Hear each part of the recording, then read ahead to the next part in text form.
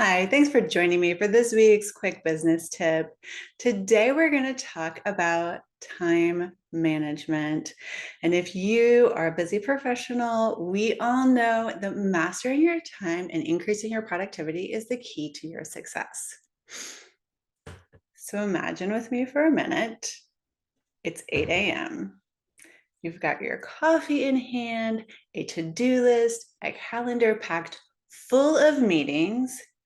And then we fast forward to 5 or 6 o'clock that evening, and you find yourself wondering, where did all of that time go? If this sounds familiar, you are not alone.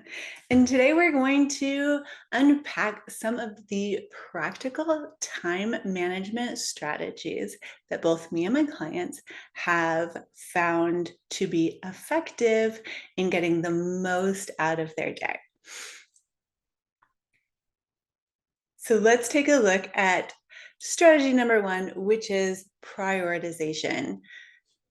It's all about doing the right things, not just doing lots of things. So when I start my day, I think about the top 3 tasks and I look at them as projects. I like them to take about 45 minutes, never more than 90 minutes. And I'm thinking about the 3 main things that can move my business forward. Now, that might be actually moving my own business forward. And those are the days that I look at as my CEO hours. But oftentimes, and it might be the same with you if you're in a service industry, those are 3 things that are actually moving your clients' businesses forward. So for me, I'm doing client deliverables. For you, it might be something similar, but slightly different. So what are the 3 things that are going to make the biggest impact on your day? And write those down.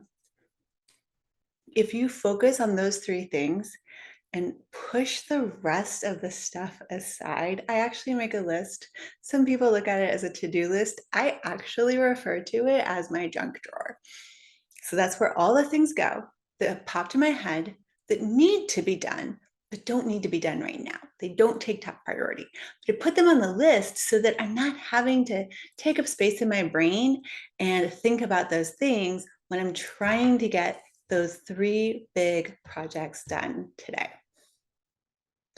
Strategy number 2 is using the Pomodoro Technique.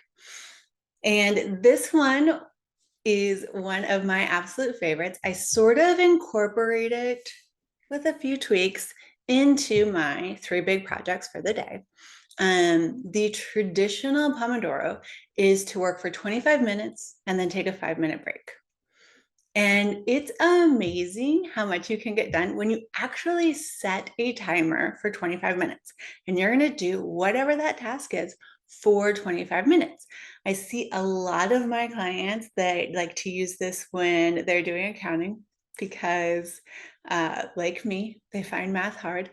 And accounting just seems like this big, overwhelming hurdle. Whether you're having to, prepare your receipts to get your reimbursement from your company, or if you're having to balance your books at the end of the month, like whatever it is that you're having to do that you really, really hate doing, if you say, okay, look, I'm just doing this for 25 minutes, and then I'm going to take a 5-minute break, and make sure that you do something like know ahead of time what that 5-minute break is.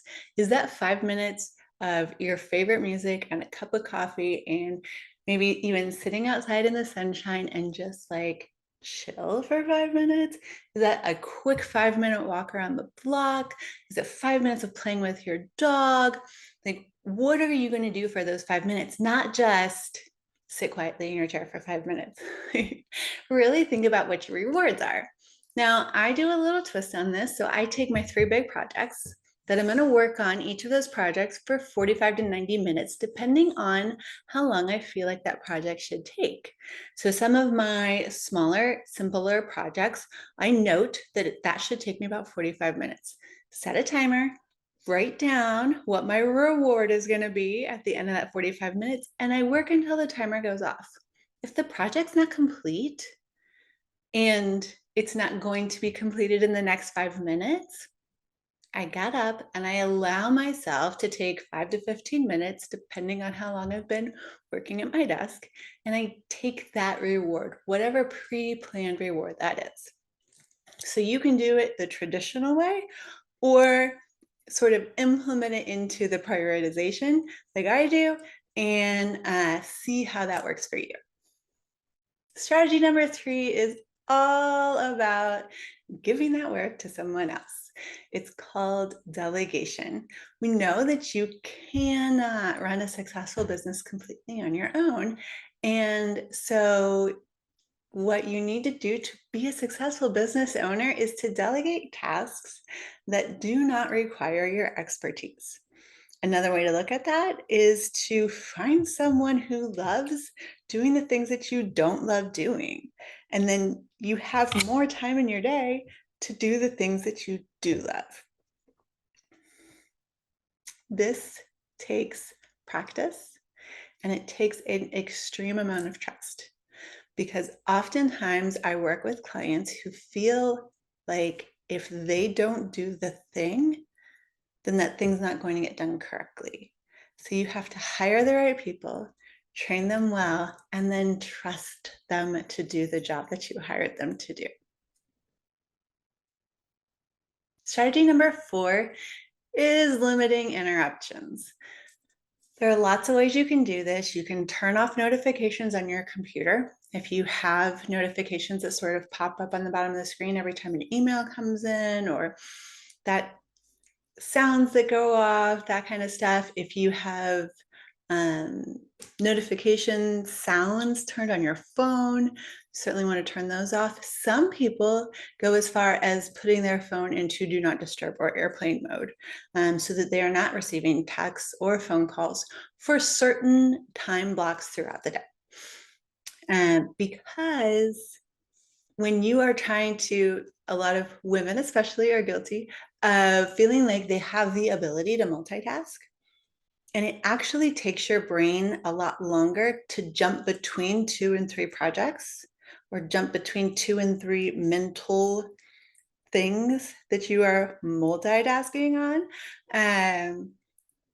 It takes longer, much longer to do that than it does to focus on one thing at a time and just get that one thing done. So give it a try. Turn off your interruptions, give your full attention to whatever task you're working on, and see how much time you are left with at the end of the day that you wouldn't normally be left with. And here's the last strategy, number 5, reflect and adjust.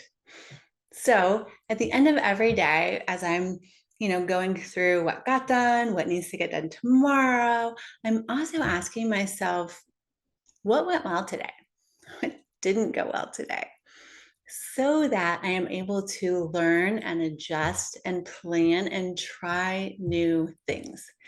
Because it's not about getting the perfect day every day. It's about improving a tiny little bit every day or every week. And that's what's really going to get you to those huge jumps in time management.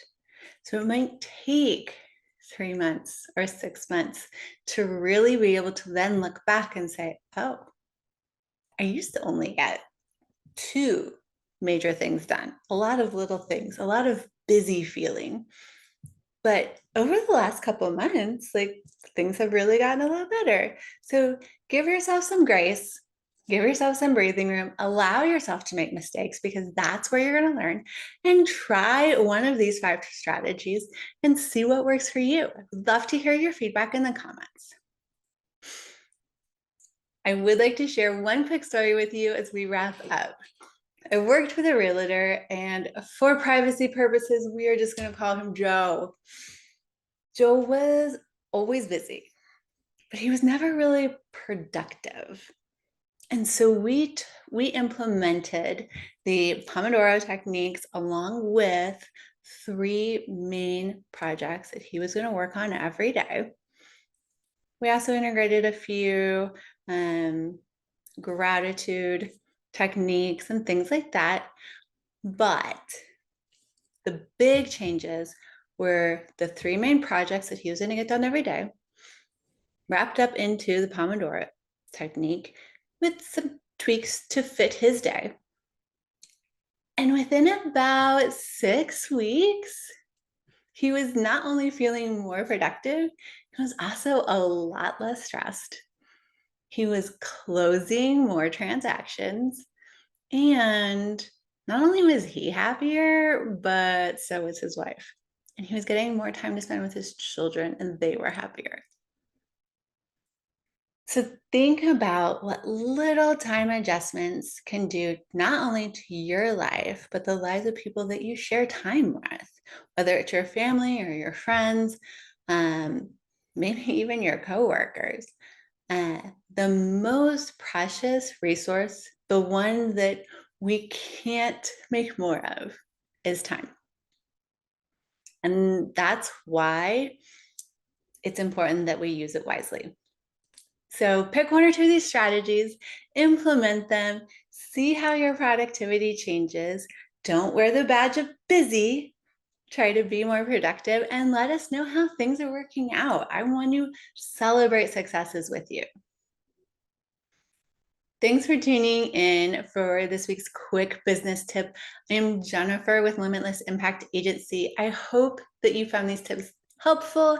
You share this episode with a friend or coworker, and don't forget to subscribe so that you never miss a week of business tips.